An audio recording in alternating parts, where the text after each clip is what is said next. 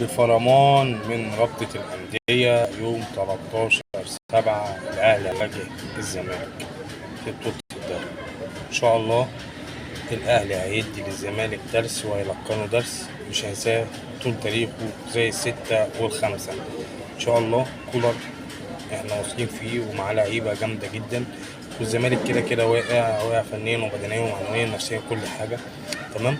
بس ان شاء الله دي فرصه وجات لكولر اللي هي مش هتتعوض تاني، ان انت معاك كميه لعيبه الله اكبر عليك، الله اكبر عليهم، الله اكبر عليهم. بعدين انت لسه بتحسب الدوري اهو او يعتبر اتحسن خلاص، وخارج من بطوله افريقيا وانت بطل افريقيا وبطل القاره، فكل الظروف مهيئه ليك. فهنلقنهم درس، وعايز الجهاز الفني يوصل لكولر ان الماتش ده بالذات غير ماتش السوبر، لا الماتش ده احنا عايزين نعمل فرق سكور.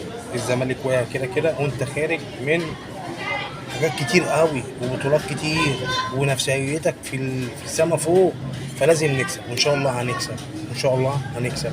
وميعادنا يوم الخميس 13/7 مفيش حد ينسى، الساعة 8:30 الأهلي يهزم الزمالك بنتيجة تاريخية ويدخل للتاريخ، وهنقول زي ما قال قفشة إن جيل أبو تريكة وبركات راجع تاني.